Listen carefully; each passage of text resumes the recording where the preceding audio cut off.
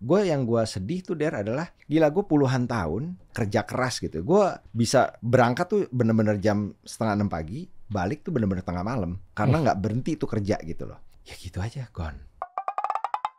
Kita kasih solusi. Wah, seniorku. Apa kabar? Baik, Om Ferdi Hasan. Merasa tua banget gue. Sifu. Bayangin loh, saking seniornya, saya tahu Anda, Om, dari bapak saya. Berarti kayak gue selifting jangan-jangan kamu. Iya. Waduh, ngeri.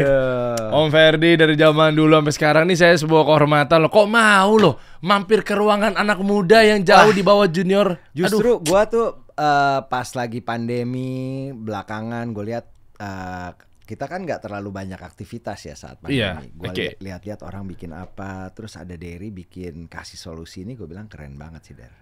Om, radio dying soalnya Om. Kemarin gue habis ngundang Kang Ronald. Iya. Lumayan cukup berdebat kami ya, karena Iya. beliau tesisnya bikin tentang bagaimana cara radio bertahan. Iya. Jadi lucu sih obrolannya kemarin, dia memperjuangkan hak dan atau mungkin bahasa gampangnya itu dia optimis radio masih bisa berkembang gitu ya. Ya. Tapi kayaknya nggak tahu nih kalau bertemu sama Om Ferdi sekarang, karena kemarin saya habis kedoktrin sama Kang Ronald, kayaknya mungkin terkena doktrinisasi beliau, sepertinya kayaknya radio bertahan. Dan Anda tahu pasti Anda akan ngomong radio sudah mati kan. Debat lagi nih. Aduh, debat lagi dipancing ini. Aduh. Ya kalau radio itu sih selalu punya tempat ya di kuping pendengarnya, karena unsur surprises radio itu nggak akan tergantikan ya. Oke. Walaupun kita udah sekarang dengan segala macam perangkat musik ya, mulai dari apapun, Spotify dulu zamannya iPod segala gitu. Dulu foundernya radio yang gue kerja tuh. Oh, Prambors itu dia Yui. bilang, impian gue tuh pengen orang tuh sekarang nggak pergi kemana-mana tuh nggak bawa CD zaman itu gitu ya, atau kaset gitu, semuanya tuh udah tinggal cetak-cetak kayak kejadian gitu. Jadi dia sudah melihat sesuatu ke depan gitu. Tapi walaupun kita punya playlist di Spotify ataupun di mana itu, beda loh unsur surprise-nya menurut gue apa yang dikasih oleh radio. Belum lagi gaya penyiar dan segmentasi itu kan itu build community gitu.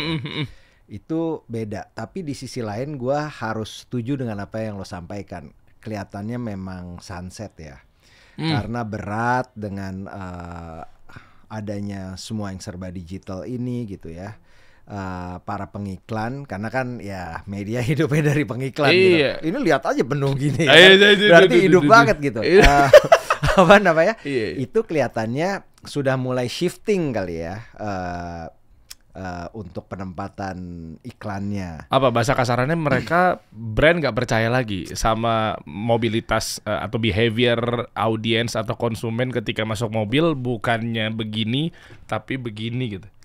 Betul. Hah? Simpelnya gitu aja. Wow. Karena dulu kita di mobil itu nggak ada aktivitas. Kita bicara 80s, 90s sampai dengan 2000 mungkin ya. Adapun gadget misalnya handphone ya emang dipergunakannya untuk telepon aja, belum jadi smartphone. Jadi nggak ada opsi gitu kan untuk melakukan aktivitas lain kecuali mencerna. Apalagi pagi jalan di jalan gitu ya, orang pagi-pagi kan kalau di Jakarta berangkat. Belum sempat baca koran mungkin zaman itu ya, masih zaman koran kan. Untuk dapat informasinya dari mana? Dari radio untuk current issue-nya. Tapi sekarang kan udah ada yang media yang mau Detik lah, mau apapun, Kompas kayak segala macam, semuanya udah digital. Semua informasi bisa didapat. Ada podcast, ada segala macam, semuanya sudah bisa terpenuhi. Mau lagu ya dia tinggal pilih apa yang dia mau dengar saat itu. Waduh, perilakunya ya. Iya. Dan bahkan kadang terlambat ya radio ya. Gara-gara harus nunggu dulu penyiar dulu kalau mau kasih tahu informasi sebuah berita gitu ya. Iya. Tapi sekarang ya lah, telat lo, gue udah tahu dari ini gitu. Betul. Dulu tuh kelebihan radio untuk menyampaikan sesuatu kalau dibandingkan cetak dan TV ya. Kalau TV harus datang dulu ke lokasi, setup segala macam, mungkin 1-2 jam kemudian baru bisa on air. Cetak apalagi, tunggu dicetak dulu besok ya gitu kan. Iya. Karena kan masih fisik ya. Dulu kelebihan radio ada kejadian misalnya ada kejadian apa gitu. Kebakaran misalnya. Kebakaran buka mic, tersampaikan itu informasi langsung secepat itu. Tapi sekarang ternyata semua sudah begitu. Itu, dan karena kan kalau kita ngomonginnya buat ya pelajarannya lah sekarang saat ini, kan kalau mau ngomong itu kan harus nunggu lagu habis dulu kan. Ya nggak tahu lah kebijakan kalau memang sedarurat apa, mungkin penyiar langsung tiba-tiba sodok langsung mixing lagunya gitu ya. Tapi kan mau nggak mau sekarang udah at least ngabisin. Kalau dulu nunggu misalnya berita turun sekarang terus tiba-tiba nunggu lagunya habis terus baru penyiar masuk, semenit 2 menit itu bukan menjadi hal yang nggak ada masalah karena isu gitu. Iya, karena isunya memang kita tahu cuma hanya dari jurnalis atau radio. Kalau sekarang lagi ngumuter tuh apapun, mau iklan kayak mau lagu, kita kan lagi scroll gitu dapat informasi ya. Begitu penyiar open mic, kayak lah kita bahas deh Om. Ini bisnis radio nih, apakah jawabannya sangat berbeda dengan Kang Ronald kemarin? Lebih bagusnya lagi kita dudukin bertiga kita ngobrol. Bisa ngobrol kayak wah iya ya. Coba kita bahas beliau ini guys, buat anak-anak yang mungkin sekarang Gen Z atau milenial yang awal ya. Tapi tetap tahu sih kayaknya mah Anda malah udah tua kita bos. Saya aja dari milenial akhir 89 tahu juga, Anda senior udah Om, udah lah. Nah, jadi gini, dulu sekarang terus dengar-dengar bocorannya tadi di belakang kamera teman-teman, beliau sempat ada di tiba-tiba mengalami masalah sesuai dengan judul kita kali ini tuh. Biasanya kalau nebeng-nebeng atau mengeksploitasi seorang senior kan, kisah jatuh berdarah-darahnya. Ternyata sisi lain Ferdy Hasan pernah begini. Wah, itu rame itu. Tapi gimana tuh Om ceritanya? Awalnya gimana sih Om? Dulu gimana? Dulu sempat punya duit banyak, abis itu tiba-tiba mengalami keterpurukan dan akhirnya gue start itu cukup muda ya, dalam segala hal. Gue nikah di umur 21, punya anak 23. Gue kerja dari mulai umur 20 di radio gitu ya. Terus udah gitu, udah terus tuh sampai dengan sekarang. Di zaman itu semuanya juga berlangsung, semuanya sebenarnya gue setelah kesini flashback gitu ya, kita loncat sedikit setelah kejadian ya. Gue menyadari bahwa semua itu emang udah jalannya. Semua itu udah garisannya. Karena nggak mungkin juga gue yang orangnya pemalu sebenarnya. Terus udah gitu, gue pertama kali nge-MC di zaman Prambors itu, gue baru bawain acara TV waktu itu. Terus udah gitu disuruh nge-MC off air. Nge-MC-nya sama Edwin Jody. Gue nggak keluar suara bos. Gue bilang ke bini gue pokoknya sumpah nggak mau lagi gue nge-MC sampai kapanpun. Kenapa? Karena ketutup atau memang nggak keluar, nggak bisa gue. Karena gue emang orangnya aslinya pemalu. Gitu. Terus udah gitu setahun gue di Prambors, gue liat ini kok pada beli handphone, dari mana pada nge-MC nih. Gue bilang gue harus belajar ya. Gue belajar akhirnya. Gue ajak teman, misalnya gue ditawarin nge-MC, akhirnya berani gue terima, tapi gue ajak teman berdua, gue bagi 2. Terus gue liat begini nge-MC, gue pelajarin. Ternyata itu yang gue jalanin sampai sekarang, gue menjadi MC gitu. Jadi nggak ada yang serba kebetulan. Waktu gue di Prambors pun gue pulang kuliah ke Indonesia, ada buka lamaran, dikasih tahu temennya bini gue ngelamar, alhamdulillah keterima. Waktu bawain acara TV sebenarnya gue mau jemput bini gue nya terlambat datang, gue yang disuruh casting, gue keterima gitu. Jadi semuanya tuh memang udah garisan dari Allah. Begitu juga dengan rezeki yang gue dapat gitu ya. Di zaman itu alhamdulillah gitu ya Dere. Gue mungkin ada beberapa program yang stripping, bahkan gak hanya satu, ada beberapa MC off air jalan, iklan juga banyak. Jadi gue punya luxury untuk memilih beberapa investasi yang gue mau. Karena gue punya apa aja? Punya, alhamdulillah ada lah gitu. Terus udah gitu gue hire orang profesional untuk membantu itu. Gue bikin 7 lapis tuh. Jadi ada 7 investment yang semuanya berjalan simultan. Jadi orang ini, maaf Om, orang ini tuh apa? Financial planner. Financial planner gitu. Ya tapi qadarullah akhirnya rupanya mungkin gue juga ada kesalahan dalam memilih dan lain sebagainya gitu ya. Dari 7, ini di otak sehat gue waktu itu ya, kalau sampai ada yang gagal ya gagal setengahnya, 4 deh, lebih dari setengahnya, masih ada 3 kan. Ternyata qadarullah 7-7-nya tumbang. Gone 7-7-nya? Gone. Hah? Om, saya penasaran Om, kita bedah satu persatu deh Om. 7-7-nya kategori investasinya tuh di ranah apa aja Om? Jadi seharusnya semuanya berjalan lancar. Ada yang di emas, kita pegang emasnya. Ada nih bener nih kan biasanya Ada, kan kalau gitu. emas kan kadang. Kenapa gue taruh di situ secara akal sehat? Waktu itu kita beli emas nih misalnya, harganya gampangnya ya 500.000. Dia potong dari 500.000 dinaikin 30%. Jadi 650.000. Kenapa? Alasannya jelas. Karena harga emas kalau kita tarik mundur nih, kita bicara tahun 2000. Gue dari 2010 sampai 2013. Kalau kita tarik mundur 10 tahun aja. Harga emas tuh naik sedikit-sedikit memang, tapi kurang lebih antara 5 sampai 10%. Sebenarnya naiknya itu karena memang naik atau nilai mata uang kita turun? Inflasi. Naik. Oh, bukan inflasi ya? Bukan inflasi. Ah. Naik terus udah gitu. Jadi kalau gua ambil rata-rata, oke deh kita dapat 10% per tahun ya harga kenaikan. Dia ngasih returnnya juga masuk akal 2% per bulan. Karena zaman itu semua investment masih memberikan imbal hasil yang bagus ya, baik tabungan, deposito itu masih 8-10% zaman itu gitu kan. Jadi gue pikir setahun aja kan ketutup, gue malah masih ada spare 4%. Oh, cakep itu harusnya. Iya kan? Jadi harusnya oke lah gitu. Dan emasnya gue pegang. Iya. Emasnya gue pegang, jadi kan cukup solid ya, jadi aman. Anyway, harga emasnya tahun itu karena ada financial crisis, apalah tahun 2013 itu harga emasnya turun jauh. Dan gue kan ada beli lebih dari 30%. Anyway gue loss 50%. Emasnya gue jual jadi gue rugi 50%. Ya Allah. Itu satu. Terus udah gitu ada yang quote unquote bisnis peternakan lah. Terus udah gitu ternyata orangnya nggak amanah, jadi ininya nggak benar. Terus udah gitu usut punya usut, yang ini ternyata ada saham di dalamnya, ya gitu-gitulah pokoknya. Anyway semuanya akhirnya gone. Wah itu zaman itu gue cukup stres banget ya, Terus udah gitu gue pikir gimana nih ya gitu ya.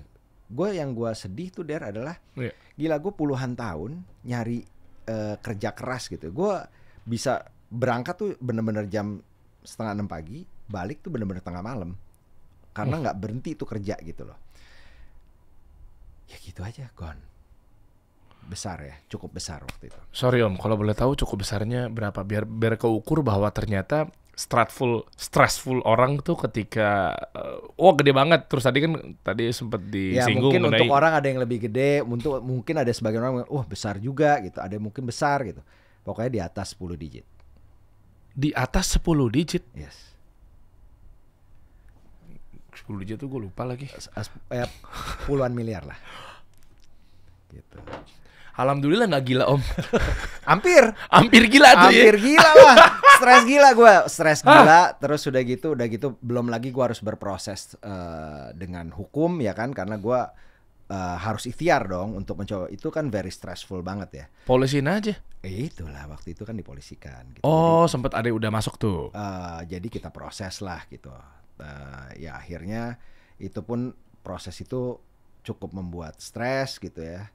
Tapi setelah gue lihat lagi ke sini, ternyata nggak ada untungnya juga ya. Maksudnya gini loh. Untungnya gimana? Ini maksudnya masuk ke hikmah dari Allah atau gimana? Hikmah dari Allah gitu. Karena gimana? kalau seandainya nggak ada kejadian itu ya, mungkin gue terlahir secara Islam gitu ya. Tapi mungkin gue dalam menjalani kewajiban Muslim gue tidak gue jalani dengan baik, dan gue tidak pernah mencari tahu dan belajar. Dengan begitu biasalah, kisah klasik lah, setiap orang terpuruk kan pasti mencari sesuatu yang, tapi akhirnya setelah belajar dan mengetahui gitu ya, gue kok malah lebih tenang ya. Gue malah lebih tenang, dan gue ngerasa bahwa wah ini yang selama ini gue cari gitu loh. Karena waktu itu gue terus terang seperti orang, abis ini apa lagi, kayak nggak ada habisnya gitu loh. Ngejar dunia gitu ya. Ya kurang lebih gitu kali ya. Abis ini apa lagi, dan itu ternyata cukup stres ya buat kita ya. Sementara setelah belajar gitu bahwa ikhtiar tuh harus ya. Lo nggak mungkin di rumah aja tiba-tiba Allah ngirim duit gitu di genteng, nih 1 miliar gitu, nggak mungkin ya. Ini untuk setahun nih, coba dikirim dulu 1 M gitu kan, nggak mungkin gitu. Ikhtiar tuh harus, tapi ya udah ada jalan untuk mengetahui bahwa segala sesuatu itu ya sudah diciptakan dan disuratkan 50.000 tahun sebelum lo ada gitu.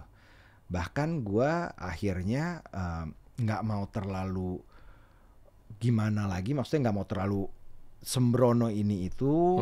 Jadi gue sekarang ikhtiar pasti gitu ya. Cuman kalau belum jadi ya sesimpel belum rezeki gitu ya. Itu beda tuh. Kalau yang kemarin kalau belum jadi nggak bisa pokoknya. Harus jadi. Wow. Harus jadi. Gimana pun caranya ini tuh sebenarnya cukup stres loh. Dan kita kan jadi bang gitu. Cuma kan punya duit. Ya. Stresnya, nah ini mau ngukur nih. Memang ada stigma tentang belum tentu lo bahagia ketika punya banyak duit.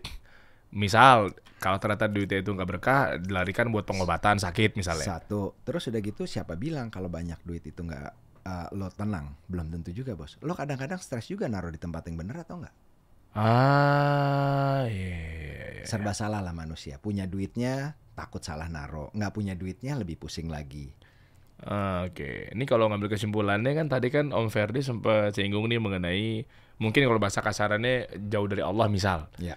Nah, ternyata kayak seakan-akan menciptakan, mohon maaf, berhala baru pada penghasilan, percayanya sama uang aja. Nah, turning point-nya apa, Om? Sampai akhirnya selain memang, oke, gue terpuruk nih.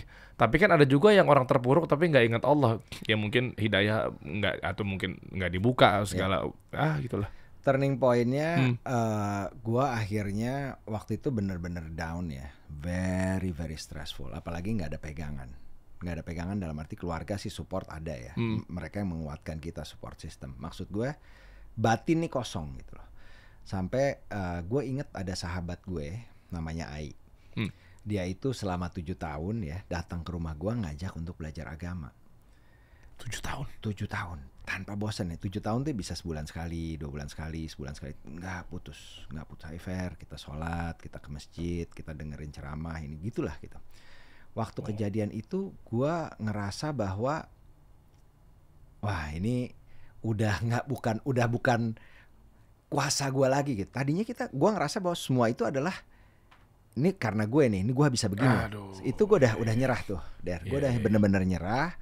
Dia akhirnya gue hubungin, diajaklah belajar. Terus udah gitu diajak gue belajar untuk malam itu kita diajak nginep di masjid, tahajud segala macam. Terus udah gitu dengerin ceramah, diajarin kalau di Islam tuh ada panduannya semua dari lu mulai melek sampai lu tidur lagi.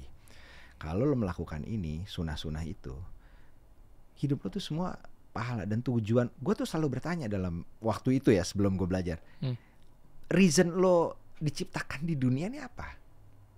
Oke. Belum tahu tuh tentang di situ harus apa. Di situ gue dapet jawabannya. Emang harusnya yang utama adalah ibadah, yang the rest will follow. Walaupun gue masih banyak kekurangan ya Der. Tapi memang benar itu kan dalil firman Allah gitu kan. Iya. Itu manusia diciptakan untuk beribadah. Der, gue belum pernah seumur hidup gue di malam itu sampai 2 hari tuh gue merasa tenang dan nyaman banget. Jadi gue bilang ini yang gue cari. Sejauh itu berarti sebelumnya ya? Jauh. Ini yang gue cari gitu loh. Walaupun gue masih banyak kekurangan dan masih tertatih-tatih gitu ya. Ini yang gue cari gitu. Karena enak banget ya tenang itu ya.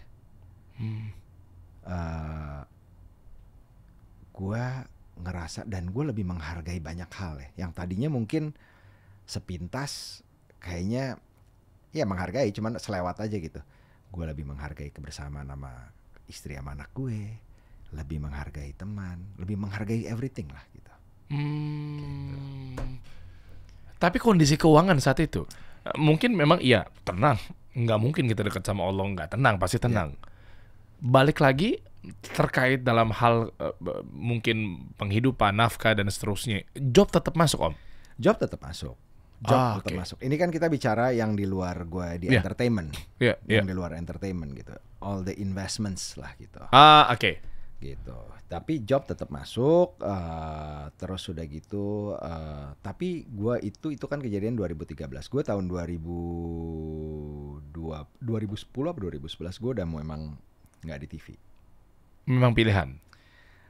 Antara pilihan sama ya sebagian pilihan sama gue merasa bahwa kurang pas ya program yang karena beda kan kalau lo bikin kayak gini kan it's your own, lo mau seperti apa lo bikin sendiri. Kalau di TV kan kita terima apa yang ditawarkan.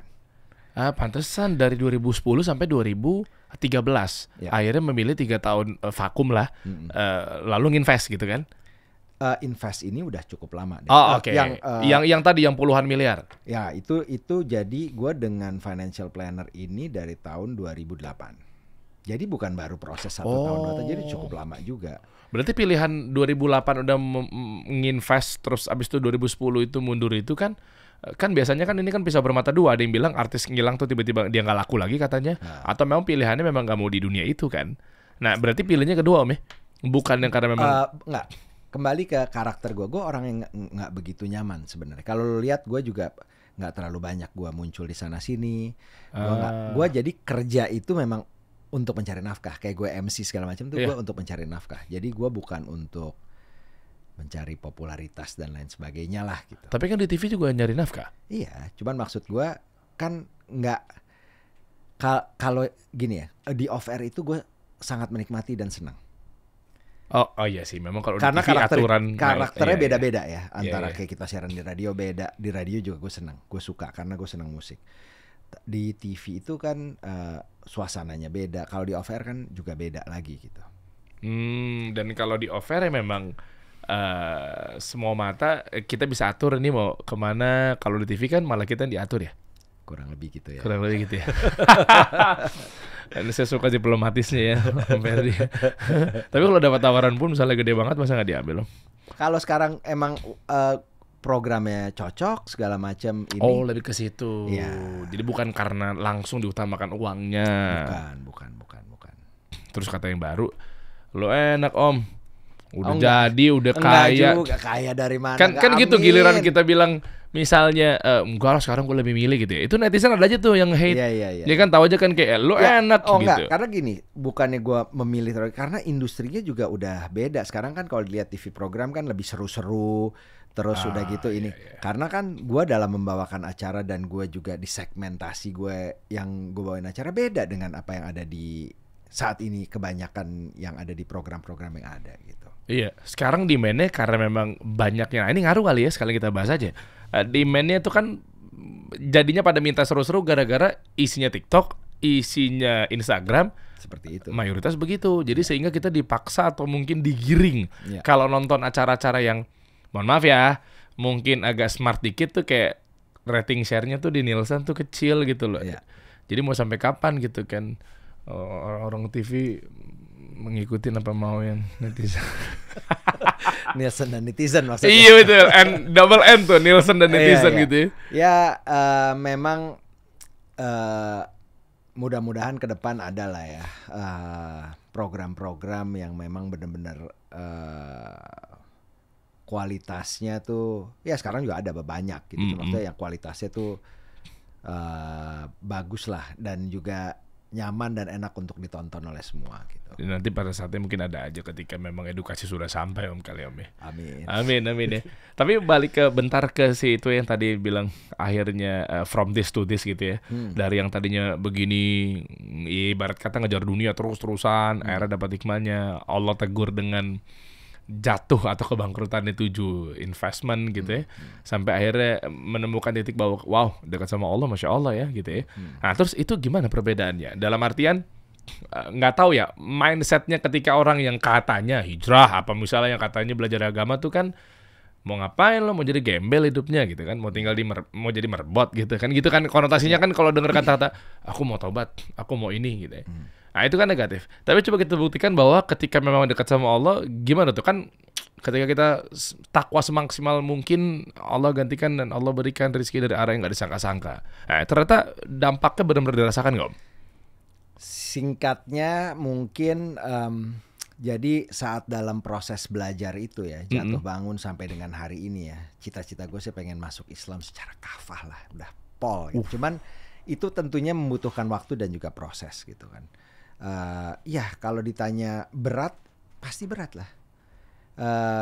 Nggak ada yang bilang mudah gitu. Dan kalau lo tadi bilang ada konotasi bahwa kalau hijrah itu ini kan nggak disuruh hijrah 100% terus nggak kerja, Bos. Iya betul. Nggak mungkin lah. Apalagi kita yang udah berkeluarga gitu kan. Mm-mm. Kewajiban kita untuk memberi nafkah istri dan anak gitu kan. Nggak mungkin lah. Seperti tadi gue bilang bahwa Allah ngelempar duit ke atas atap. Rezeki itu tadi kan lo bilang bahwa ya mungkin semua itu sudah ada porsinya, kan kita minta dimudahkan aja. Konotasinya mungkin biasanya kita kemarin ini rezekinya misalnya kayak kita nih ayam ya istilahnya. Dikasih makan sama Majikan. tuannya nih sama Allah gitu. Biasanya ditebar tuh gabahnya, dia harus patokin keliling. Kita minta dimudahkan ya. Semoga nih tuannya Allahnya itu memberikannya set, jadi kita cuma matokinnya satu tempat. Itu poinnya dapet tuh.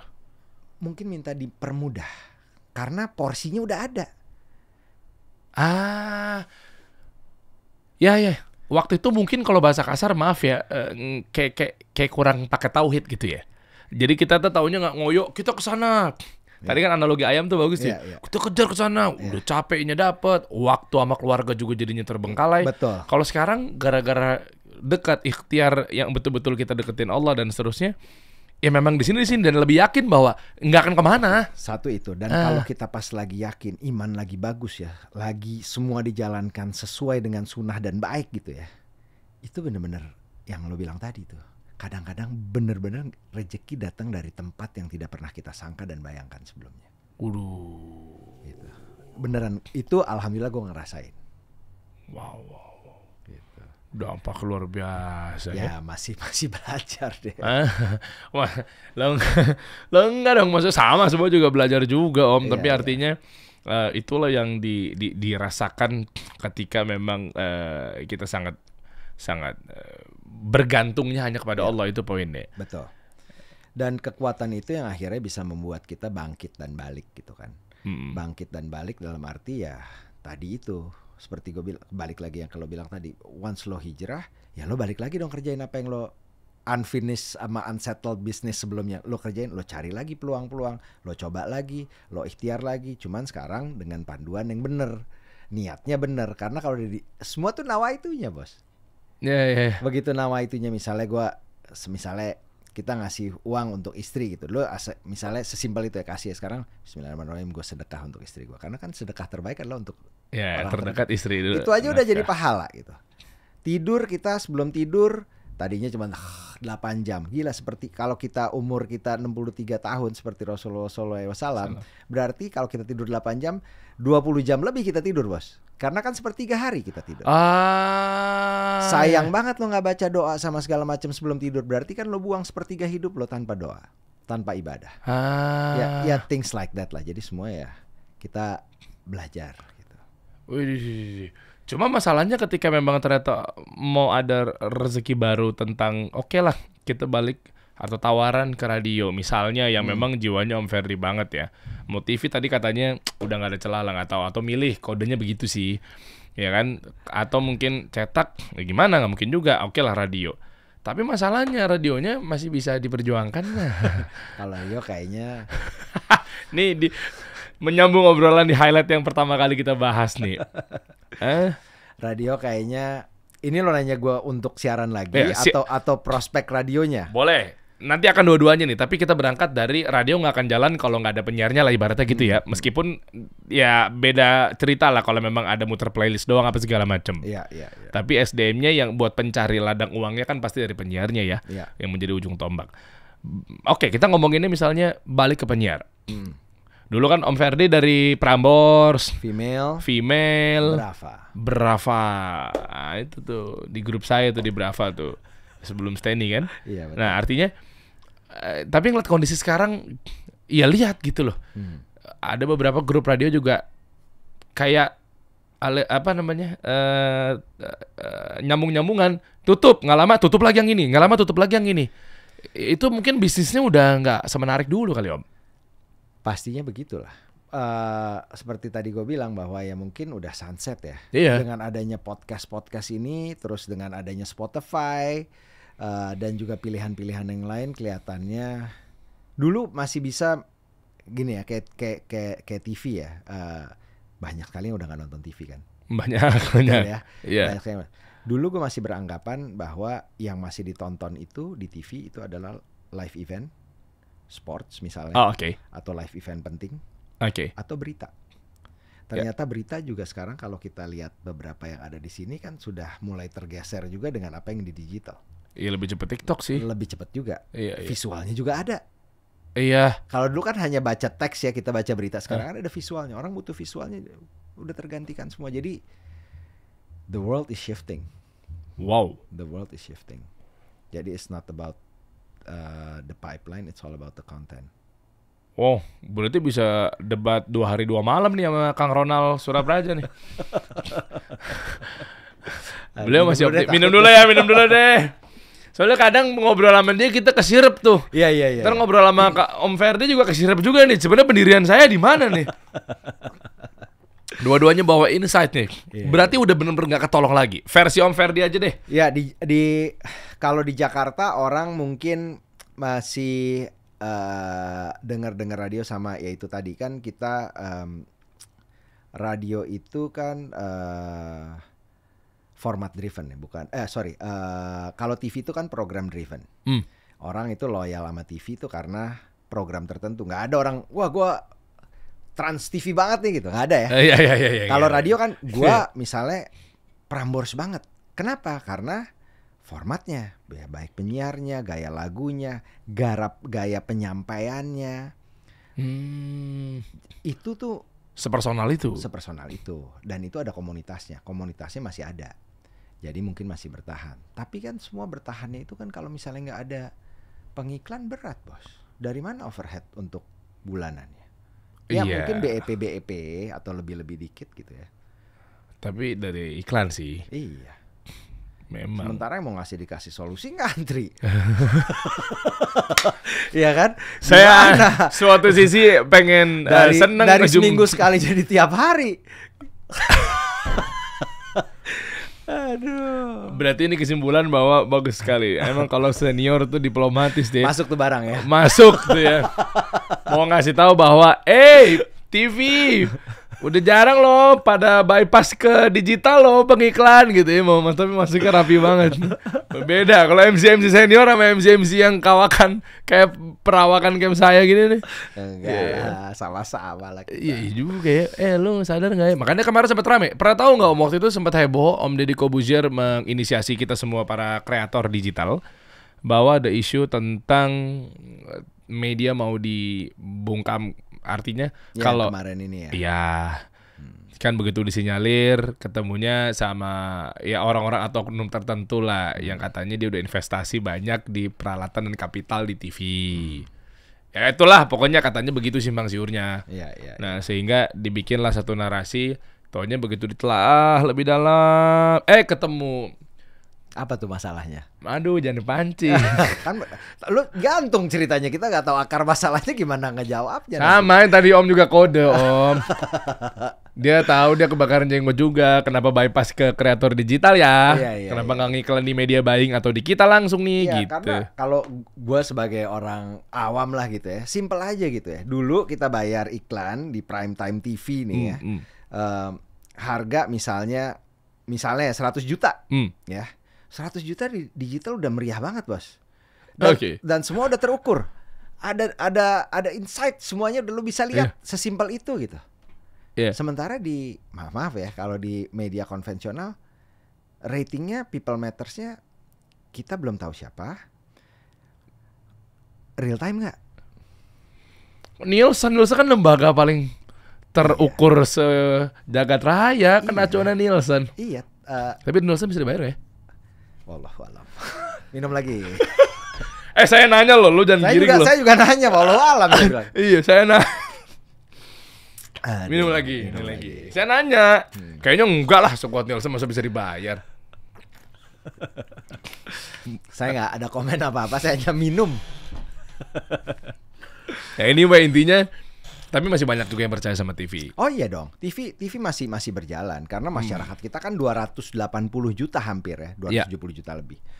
Ya segmennya gemuk banget, dan TV itu masih memberikan hiburan gratis lah gitu ya untuk masyarakat Indonesia yang bisa dinikmati dengan dimanapun kapanpun gitu. Bahkan di handphone juga kan bisa sekarang. Kalau mainnya di ranah segmentasi pasar menengah ke bawah kan katanya masih nonton TV. Ya. Tapi ukurannya gimana ya Om? Menengah ke bawah juga pada main Instagram dan TikTok. Bahkan notabene-nya juga mereka banyak kumpul di situ. Ya. Nah, jadi sebenarnya mereka nih ada di dua kubu amfibi gitu atau gimana ya? Pernah Itu gua nggak tahu persis sih. okay. Cuman secara logika mungkin di dua kubu ya. Kadang-kadang ya itu tadi dia misalnya ada program-program yang mereka suka gitu, baik sinetron ataupun apa. Itu kan dia berkesinambungan ya, sampai berapa season gitu kan, panjang gitu. Oh iya, jadi yang memang katanya penonton, katanya loh ya, saya pernah dapat insight penonton TV yang menengah ke bawah. Nah, dia masih nonton tuh, katanya begitu. Nah, yang memang banyak mayoritas program yang ada di sana yang ditonton sama mereka. Minornya nggak tahu lah, kalau berita, channel politik apa segala macam kan mungkin ke atas misalnya, atau mungkin dia juga pengen dapat update. Tapi mereka juga ada juga tuh hadir di sosial media. Ya kan, berarti dia makan dua-duanya tuh ya. Makan dua-duanya gue rasa. Karena kan nggak ada itu tadi, TV itu program driven. Jadi dia hanya nonton program-program yang dia mau. Di waktu programnya enggak ya dia kembali lagi ke sosial medianya dia. Menurut gue gitu. Iya. Makanya itu alasannya mungkin Om Ferdi dengan yang ini, nggak tahu, asumsi saya aja ya, mudah-mudahan saya salah. Kan udah kan kayaknya segmentasinya kan udah menengah ke atas yang nonton beliau kan. Enggak juga. Terus berpikir emang masih nggak ada dapat programnya. Ya bisa aja. Lebih baik akhirnya jadinya bisnis aja deh gitu. Bisnisnya pun juga ternyata nggak cuma satu, banyak ya Om ya. Ya. Fokusnya sekarang di situ ya Om. Apa aja sih Om? Ya nggak terlalu banyak sih sebenarnya. Ini ada iVitamins. Ini kita bikin rame-rame sama temen-temen. Ada di Asta, di Plaza Indonesia. Terus udah gitu ada di daerah Senopati. Bulan ini ada nambah satu outlet lagi. IV itu dari Infus ya. Infus vitamin. Kita waktu pandemi ya bikin bahwa orang kan health consciousnya mulai bagus ya. Dan bahwa tren seperti ini nih banyak juga di luar gitu. Kita coba adopt, kita bawa ke sini dengan dengan menu-menu yang kita tawarin ya, mulai dari untuk lambung gak nyaman, terus udah gitu untuk yang nge-gym atau yang lari, atau juga untuk yang kecantikan gitu. Kita sampai ada berbagai macam menu ya gitu. Plus kita standby dokter. Jadi kadang-kadang yang infus itu kan kita udah tahu dari dulu udah ada tuh yang home service ya misalnya. Iya, dipanggil ke rumah gitu bukan? Kan bukan dokter, ya. Tapi kan bukan dokter. Nah, bukan. Ya kan ada kan yang biasanya kan perawatnya aja. Oke. Gitu. Nah, tapi kan kondisi orang kan berbeda-beda gitu. Ada yang mungkin belum bisa diinfus karena tekanan darahnya ini begini dan lain sebagainya. Dan dia bisa ceritain dulu historinya dia seperti apa. Dan bisa custom di sini. Makanya konsepnya kita kayak cocktail lounge. Jadi di mix, misalnya saya maunya stamina, terus udah gitu besok tapi di perut saya ini ada masalah lambung. Nah, jadi bisa disesuaikan di mix di tempat oleh dokternya. Ih, kok seru sih? Iya. Jadi kayak fruit punch ibaratnya gitu ya. Kita bisa nge-mix ini. Tapi bukan lagi yang kita makan, tapi yang buat infus. Betul. Oh, ternyata ada teknologi. Saya pikir kalau untuk infus tuh cuma kayak biasanya kan dipanggil ke rumah, gitu lah ya. Biasanya kan vitamin C, Norobion gitu kan ya, atau enggak tambah B kompleks gitu. Nah ini kita ada yang macam-macam, ada yang imun booster, ada yang untuk kecantikannya, ada yang buat mutihin, pokoknya gitu deh, ada beauty-nya juga. Plus kita treatmentnya di kursi pijet, jadi sambil kita bisa istirahat sebentar, tiduran gitu. Loh, dia datang ke rumah juga sama tetap? Kalau yang home service nggak ada, kursi pijet hanya ada di outlet. Itu saya pikir bawa kursi ke rumah. Plus ada oksigen. Penasaran deh, coba deh. Ini orang-orang yang kayak kita-kita gini nih, yang kreator-kreator yang sehari bisa bikin 4 konten kan harus selesainya kan ke sana ini. Iya dong, coba dong lihat dong mana menunya. Kayak kemarin Ibnu Jamil sebelum maraton ke ke New York.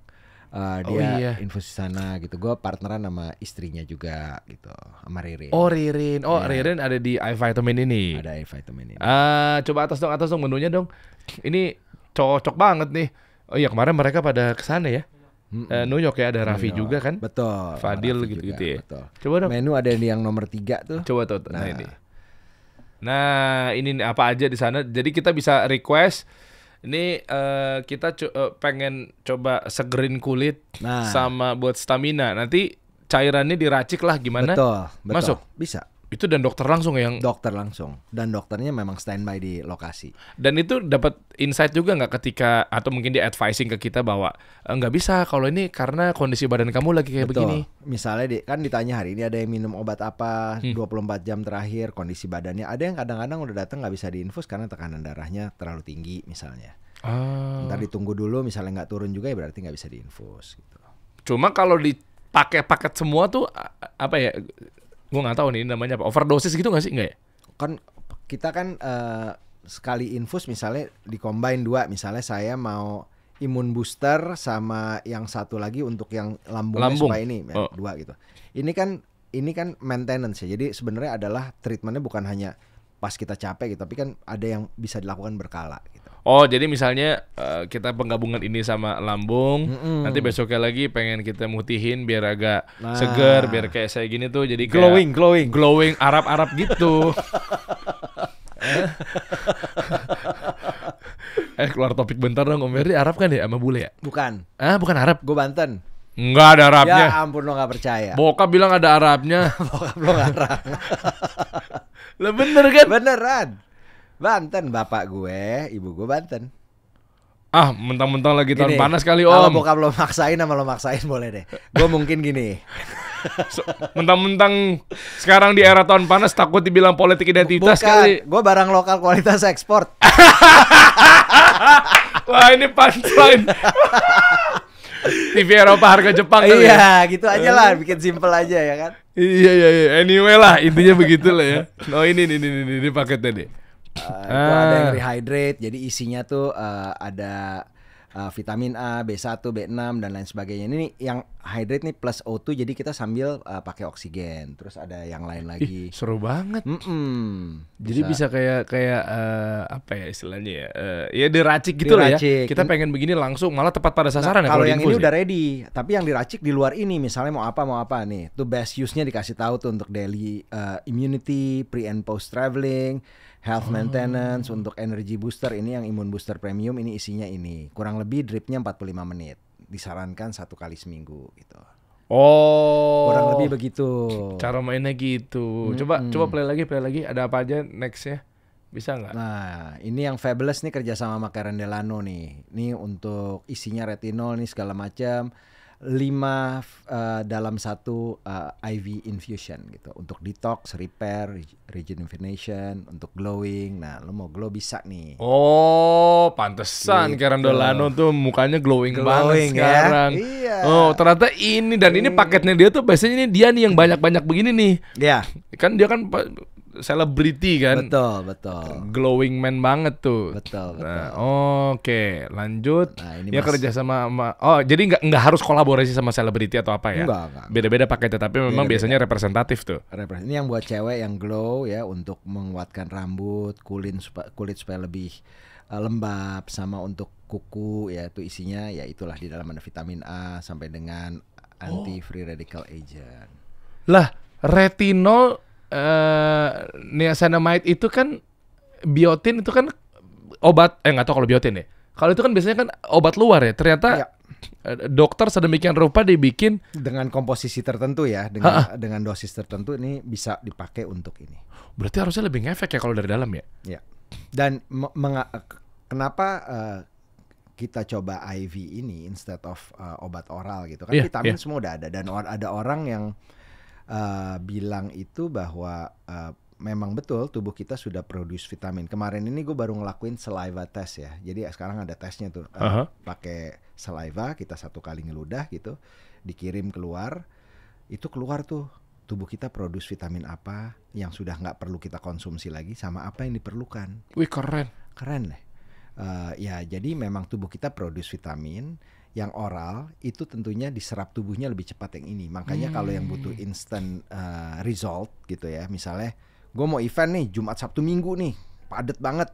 Ya gue biasanya infus ya di hari Kamis sore gitu. Jadi Jumat Sabtu Minggunya strong gitu. Mantep ini nih kalau dari dalam.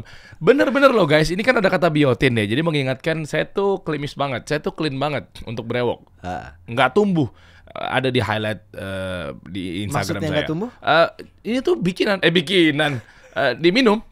Saya pakai obat luar kan nggak mempan. Ceritanya dulu dioles lah. Makanya lo tahu biotin itu. Makanya tahu biotin. Iya. Dan jujur teman-teman ya, ini meskipun gua belum dalamin dan atau mungkin baru tahu sekarang dengan adanya sistem yang secanggih ini ya, ternyata yang di dalam tuh benar-benar stigmanya kan dulu kan gini kan, kalau kata orang tua, pakai obat minum biar cepat misalnya, atau vitamin apa segala macam ketimbang yang ngoles dari luar, obat luar gitu. Betul. Ya, karena efeknya langsung ke dalam tubuh. Apalagi kalau infus kan berarti kan langsung ke darah. Ke darah kan. Iya. Nah begitu tadi ingin pengen numbuhin brewok apa segala macam, akhirnya pakai biotin.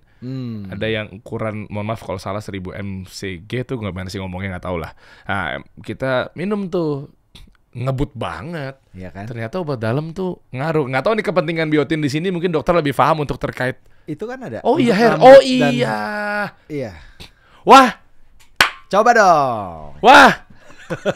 Iya bener, baru nggak. Kita soalnya Iya. mindsetnya cuma glow-nya aja. Ternyata dalam kurungnya tuh ada hair and skin ya. Iya, dan juga nails. Dan juga nails. Nah, hair sama skinnya ini loh yang ternyata saya ngefek. Buka dong Instagram saya kalau nggak percaya, lihat di highlight ya Om. Nah, lihat, coba ini bukti konkret bahwa ternyata obat Biotin ini berpengaruh ya? berpengaruh. Nih saya nih, meskipun saya nanti baru mau cobain, tapi testimoni pengguna biotin. Coba kita buka, lihat. lihat ya beneran nih. Nanti pasti nggak tahu saya kaget apa nih. Buka deh, coba deh. Buka highlight yang dulu yang kan pernah saya posting. Coba cari aja itu tuh kiri. Apa kayak wakaf kayak apalah donasi kayak. Coba klik aja ini wakaf. Coba klik aja, bisa nggak masuk ke highlight? Udah belum? Enggak. Ini udah mulai tuh. Ini yang geser. Tadinya nggak ada ya? Nggak ada. Lihat tuh. Wow. Biotin Om. Oh, ini jadi kebanyakan orang kan Di sini. jenggotnya hanya di sini. Di sini. Iya. Clean. Iya. Tuh, itu berapa tuh? 144 minggu yang lalu. Akhirnya bingung kan gimana cara numbuhinnya gitu. Akhirnya kata orang kalau pakai luar doang mah nggak ngefek.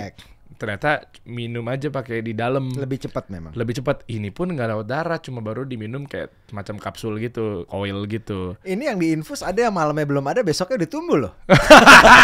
Lebih cepat lagi. Lebih cepat lagi. Bisa begitu ya, ngebut sekali. Nah itu loh ternyata biotinnya. Iya. Wah ini mah gas nih, cocok nih buat yang ada memiliki kebotakan. Ini yang umur 29 udah botak, coba nih. Masa ada 29 udah botak? Banyak. Oh gitu ya. Nggak tahu stres apa keturunan tuh. Nah ini kan. Ini ada fat loss, ini kan ya orang hanya di Indonesia lah ya. Basa-basi nggak pernah gue temuin di negara lain, kurusan loh gitu, gemukan gitu ya. Itu kan hanya orang Indonesia ya kan. Hanya orang Indonesia. Jadi berat badan itu sangat penting buat orang Indonesia. Jadi kita juga ngeluarin produk fat loss. Oh oke. Antioksidan di situ ya, amino. Betul. Kalau nge-gym itu sama nggak sih aminonya? Yes. Jadi ini memang disarankan kita pakai sebelum kita aktivitas mau gym misalnya gitu ya. Jadi lebih cepat pembakaran. Lebih cepat. Benar. Waktu itu sempat nge-gym terus ada apa? Asam amino ya. Asam amino kan ya? Iya. Ya buat suplemennya. Betul. Nah, abis itu benar sebelum kita ngangkat alat berat apa segala macamnya, itu minum dulu tuh untuk pembakaran, makanya diisi ini. Betul. Ini pun kalau abis ini kan disaranin kalau yang ini seminggu sekali, mungkin kan nge-gymnya 3 kali. Biasanya abis hari ini di infus 1-2 hari ke depan tuh masih suka lebih metabolismenya lebih cepat, jadi agak sering keringetan gitu. Makanya disaranin untuk bergerak olahraga gitu. Oh, itu justru malah pembakaran, keringetan Ya, itu. pembakaran. Oh. Gitu. Iya nih kayaknya cukup begini aja harusnya. Ngapain di intermittent fasting ya? Dulu sekarang Om, tapi ya gitu. Turun banyak kayaknya. Turun banyak 30 kilo. Yang bener. Iya, cuma 4 jam Ngapain makan. aja? 4 jam makan. Oh, intermittent. Iya, intermittent 4 jam makan. Cuma kan resah juga ya. Kalau tahu ada begini mah dibikin simpel aja. Dibikin simpel aja. Kadang 4 jam udah ya Allah masih lapar lagi. Kan kalau begini kan enak ya. Iya, makan aja. Makan aja kan kebakar bener, gitu loh. Bener. Kenapa baru kasih tahu sekarang? Ini makanya nih harusnya dari kemarin ya. Sibuk beliau. Ini apa lagi nih? Kalau ini baru nih. Ini jadi kita bukan hanya diinfus. Kalau emang kita buru-buru ada yang suntik. Nah, ini salah satu produk suntik kita yang baru namanya Secreshot ya. Ini jadi dari molekul stem cell. Dari plant base. Gitu. Oke. Oh, ini keterangan ini. Ya, jadi dia regenerasi sel, terus udah gitu menstimulus untuk imun sistem kita. Sama ini yang juga penting nih adalah mereduce inflammation. Jadi biasanya kita misalnya ada gejala-gejala misalnya kebentur, bengkak ataupun misalnya kita ada yang kurang nyaman misalnya segala macam. Ini dia akan membantu untuk proses pemulihannya lebih cepat. Oh, salah bantal gitu ngaruh nggak sih? Salah bantal, nggak tahu salah bantal, nggak tahu bobonya sama siapa tuh, nggak tahu. Salah bantal orang ketarik ya. Iya kan? Iya. Nah itu tuh. Oh, lengkapnya di sini ya. Oke, kalau pengen tahu ada di mana Om ini Om? Ini ada di Asta, tadi ada di depan. Asta yang lantai berapa? Saya kemarin dari Asta di sebelah mana aja? Ya, jadi Asta di atas kan ada food court tuh. Ada. Di lantai 1 ya. Nah. Paling ujung kiri. Oh, dekat Oyster Dealer sama IWS tadi. Yang mau ke rooftop itu tuh lantai berapa ya? Yang mau ke pintu keluar yang di luar ada taman. Nah, masih ke sana lagi. Masih sana lagi? Ada satu. Bukan pintu yang itu ya? Bukan. Jadi benar-benar di ujung. Di Asta tuh di ujung di level 1 di Plaza Indonesia di level 4. Terus kita lagi pindah dari Kertanegara, kita mau pindah ke Erlangga, ada buka di Erlangga, kita ngambil rumah. Sama kerjasama sama teman juga di situ, sama satu lagi mau buka di tempat dokter gigi Suninaf. Boleh tipis-tipis nggak sih Om? Ini kira-kira berapa kisaran harganya sih? Kisaran harga mulai dari 500 sampai 2,5 juta. Sekali suntik? Yes. Oh 500, oke lah. Oke lah. Mau lebih ngebut nggak? Nih saya lihat. Biotin yang saya pakai 9 bulan baru begini. Nah kalau lewat darah mungkin bisa lebih. Desember belum selesai udah segini ya. Udah segini nanti. Jenggotnya udah segini. Segini ya. Iya keren juga ya. Agak ngeganggu kalau lagi ngobrol ya. Bejunta ya. Bentar ya, kita ngobrol dulu gimana. Kayak dasi mau makan. Nih teman-teman, langsung aja nih iVitamins. Yes. Ya. Gitu. Jadi ada di tempat-tempat di Jaksel. Kalau yang di luar daerah gimana ya? Kalau di luar daerah jadi kan kita ada partner sama yang operate ini namanya ada Yoyo sama Greg teman kita. Dia itu ngerunning skin, namanya skin. Jadi dia beauty clinic lah ya. Mereka lagi baru buka nih di Makassar. Di Makassar Sun mudah-mudahan ada juga sih. Oh ada nanti Makassar. Betul. Cakep. Total berarti sekitar berapa sekarang lama? Apanya? Enggak, bukan cabang. Berapa lama prosesnya tadi? Proses dari yang rata-rata 30 menit. Rata-rata 30 menit proses infusnya. Yang paling lama adalah yang rehydrate karena dia 3 bag ya, 3 kantong. Jadi itu kurang lebih 1 jam plus tapi dapat oksigen. Itu enak banget. Gue biasanya kalau pulang abis traveling atau menjelang traveling, gue pakai itu karena lengkap banget untuk imunitas, untuk juga ngebersihin, detox segala macam tuh lengkap banget. Bisa jadi ganteng kayak begini Om. Boleh pesan nggak? Ada nggak yang edisi iVitamins X Ferdi Hasan gitu? Kan kalau Karen kan udah. Gak laku. Takut. Iya kan bisa kayak begini nggak bisa pesan ya? Ya pokoknya kita doakan lah mudah-mudahan buat teman-teman yang sekarang lagi ikhtiar untuk kesehatannya, ya kan? Betul. Untuk mungkin ya tadi ya misalnya mau numbuhin rambut, kulit jadi lebih kinclong, mau kurus dan seterusnya. Sekarang udah nggak perlu repot-repot lagi, insya Allah dengan iVitamins ini ikhtiar yang tepat nih kayaknya. Amin. Apalagi cerminannya kan minimal kalau yang punya kan istilahnya representatif dari apa yang itu nggak mungkin dong. Kalau misalnya dia atau beliau punya brand terus nggak konsumsi kan nggak mungkin. Konsumsi lah. Tuh kan, ya kan beginilah kurang lebih perawakannya. Jadi hidung-hidungnya juga mungkin agak lebih maju. Kualitas ekspor ya. Iya betul. Tapi kalau berbicara mengenai ekspor, emang ekspor tuh kan rata-rata kan mindsetnya kan bagus, luas. Tapi ternyata Om, ada yang dirasa-rasa sebuah produk bisa dibilang dia cocok di dalam negeri dan udah bener-bener kualitasnya udah bener-bener bisa mewakili mancanegara. Nggak cuma sekedar perawakan, alat-alat atau mungkin asupan. Banyak sekali. Banyak. Termasuk salah satu orang Indonesia di daerah Pekalongan, pengusaha ini membawa satu terobosan bikin lagi kita semangat jadi beribadah. Jadi udah komplit lah, udah dari segi Apa kualitas. Sarung safir. Wow. Ini ada hadiah dan kenang-kenangan dari saya. Waduh. Ini baru nih, membawa harum nama Indonesia nih, Bar. Mantap. Jadi di ruangan saya ada 2 ekspor quality. Yang pertama beliau, yang kedua Safir dan Diamond. Ya. Emang kalau senior tuh masuk aja punchline masih sangat kuat punchline saudara-saudara.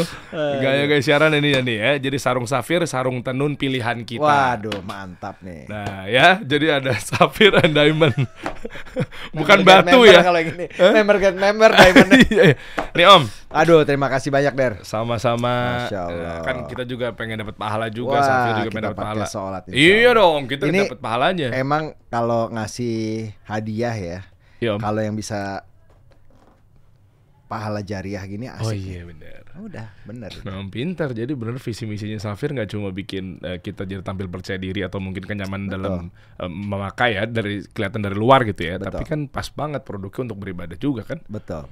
Wih keren. Silakan Om. Terima kasih banyak. Dan Safir Sama-sama. kayaknya emang persis tahu banget segmentasinya menjelang Ramadan beberapa bulan lagi Iya. udah dari sekarang. Nggak cuma aktivitas Ramadan ya, tahu banget hadir di sini yang edisi yang sekarang juga tahu banget perawakannya kan memang kalau ke Arab-Araban juga. Biasanya kalau isu gini digoreng nih, gue tahu banget. Iya, benar. Sekarang semua digoreng, Bos. Waduh ngeri. Baru sebulan ini semua gorengan laku keras. Iya. Iya. Kolesterol tinggi. Wah, iya. Gitu. Tahun-tahun panas jadi. Makanya kita nonton aja ya kan. Anda kemana Om jadinya Om? Apa? Arahnya Om? Ya kita ke Safir aja. Ibadah aja maksudnya. Ibadah aja udah. Kita kasih solusi.